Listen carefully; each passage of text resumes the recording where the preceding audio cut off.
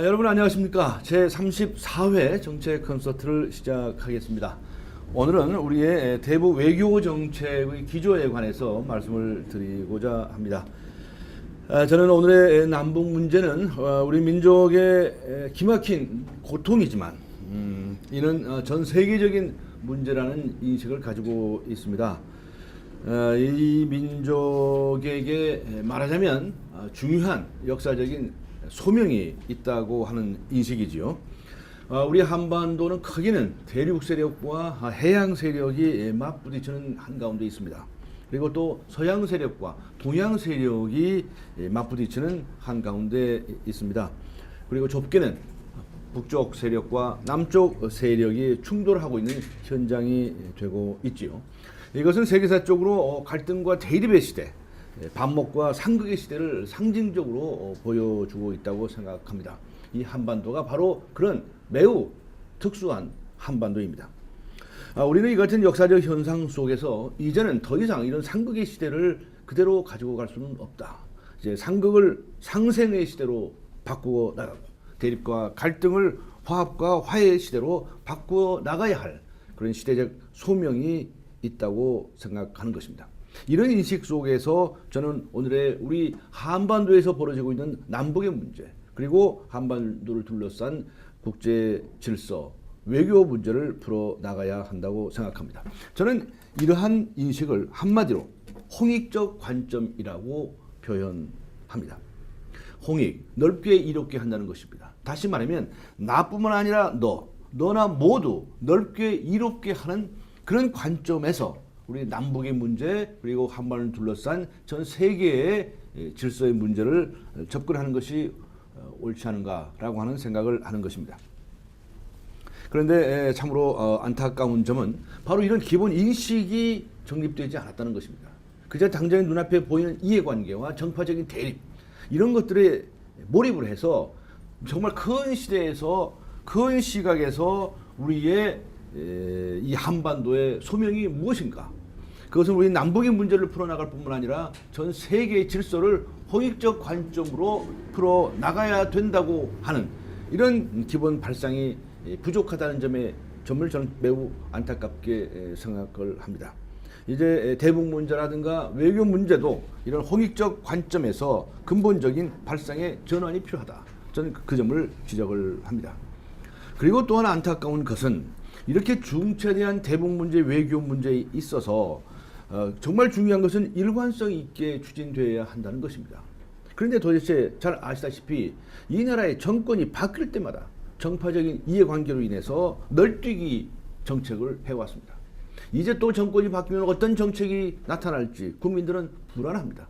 또 정권이 바뀌면 또 어떤 정책이 나올지 국민들은 답답하기 짝이 없습니다. 이것이 오히려 남북 평화와 통일 준비에 보탬이 되기는커녕 오히려 거꾸로 장애가 되고 우리 국민들을 불안하게 하고 국제 질서를 혼탁하게 해왔다라고 하는 점은 저는 지적하지 않을 수 없습니다.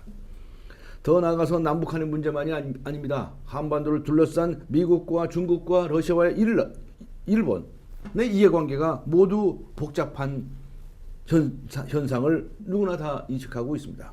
그런데도 불구하고 이 문제들을 정권에 따라서 남남 갈등이 첨예화되고 또 널뛰기 현상을 보이고 있다고 하는 것은 이것은 정말 대외적으로 신뢰도에도 문제가 있을 뿐만 아니라 문제를 점점 더 복잡하게 혼란의 도가니로 끌어온 것이 사실이 아닌가. 저는 이 점을 정말 안타깝게 생각하고 이제는 뜯어 고쳐야 된다고 생각을 합니다. 과거 우리 역사 속에서 주전파와 주화파의 갈등이 있었습니다. 언제였습니까? 병자호란 때입니다. 지금 난이 벌어져 있는 상황에서 주전파와 주화파는 끊임없이 싸웠습니다. 조선 말에 개화파와 쇄국파가 나누어져서 얼마나 싸웠습니까? 그동안에 우리는 드디어 나라를 잃어버리는 사태까지 뼈아픈 경험을 했습니다. 과연 이래도 되겠습니까? 저는 그래서 우리의 남북 문제, 외교 문제에 있어서는 대내 문제도 물론이지만 이 대외 문제에 있어서만은 정말이지 대내 협력이 무엇보다 절실하다는 점을 강조하고자 합니다. 내부적으로 통합되지 아니한 채 이렇게 갈등과 대립이 이 지속이 되는 상태에서 어떻게 대북 문제, 외교 문제가 풀려 나가겠습니까? 저는 무엇보다도 적어도 이 대외적인 문제에서만은 대내적인 협력을 공고히 하는 것이 무엇보다 중요하다고 생각을 했습니다. 그래서 저는 공약으로서 대통령 직속으로 대북 문제 대타협위원회를 구성하겠다 하는 말씀을 드립니다. 대북 문제에 있어서 남쪽에 있는 모든 이들이 대타협을 이루지 아니하고서는 한 발짝도 더 나갈 수가 없는 형편에 있습니다. 그래서 최적의 정책을 도출해야 됩니다. 최적이라는 말을 저는 너무 좋아합니다. 보수와 진보, 좌파와 우파, 극우파와 극좌파가 이렇게 혼재되어서 이렇게 일관된 정책을 모색하지 않는다고 한다면 우리는 또다시 뼈아픈 사례를 만들지 모릅니다. 저는 우선 그래서 대내적으로 최적의 정책을 도출할 그런 시스템을 갖추겠다 하는 말씀을 드립니다. 저는 더 나아가서 외교적으로도 우리는 이 홍익적인 세계 질서를 구축하는데 선도적으로 나가야 한다고 생각을 합니다. 세계 평화를 위해서 유엔이라는 존재가 등장한 것이 수십 년 되었습니다. 유엔의 역할에 관해서 잘한 점도 있고 부족한 점도 많습니다. 이제는 우리가 이 한반도가 극단의 지점에 있기 때문에 바로 화해하고 상생할 수 있는 가장 중요한 소명을 타고났다고 하는 인식을 가지고 있기 때문에 우리 한반도야말로 홍익적인 세계 질서를 위해서 세계적인 역할을 해야 할 시기가 되었다고 믿는 것입니다. 그래서 저는 유엔의 버금가는 또는 유엔을 더 발전시켜서 홍익적인 세계 질서를 구축하기 위한 그런 시스템을 갖춰야 된다고 생각을 합니다. 그래서 먼저 저는 전 세계 각국에 호소해서 또 동참시켜서 홍익적 세계 질서를 위한 선언을 추진하고자 합니다. 우선 TF팀을 구성해서 시작을 하겠습니다. 온 세계 각국에게 이제 더 이상 다른 나라에 대해서 다른 민족에 대해서 군사적인 침략을 생각도 하지 말자. 그리고 심지어는 경제적 약탈과 침략까지도 포기하자. 그리고 서로 각자가 나도 잘 살지만 우리나라도 잘 살지만 다른 이웃한 모든 나라들도 서로 잘 살게 하는 그런 혼익적인 세계 질서를 구축하자는 선언을 함께 할 것을 추진하고자 합니다. 또 그렇게 하기 위해서 구체적으로는 유엔 본부라고도 할 수 있겠고요. 또 유엔의 아시아 본부라고도 할 수 있을 텐데요.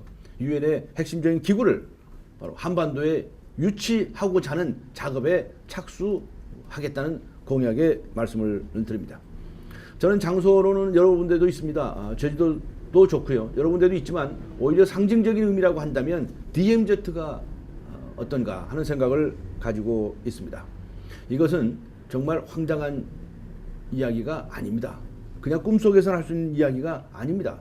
한반도가 지금 이 지구가 처해 있는 이 갈등과 대립의 최첨단에 있다고 생각을 해본다면 바로 위기는 기회인 것처럼 바로 이 한반도가 세계 질서에서 가장 크게 기여할 수 있는 그런 소명을 타고났다고 본다는 말씀입니다.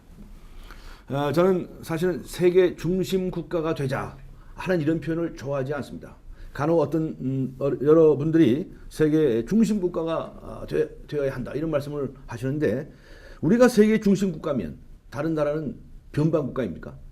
저는 이런 용어의 선택에 있어서도 신중을 기하는 것이 좋다고 생각합니다.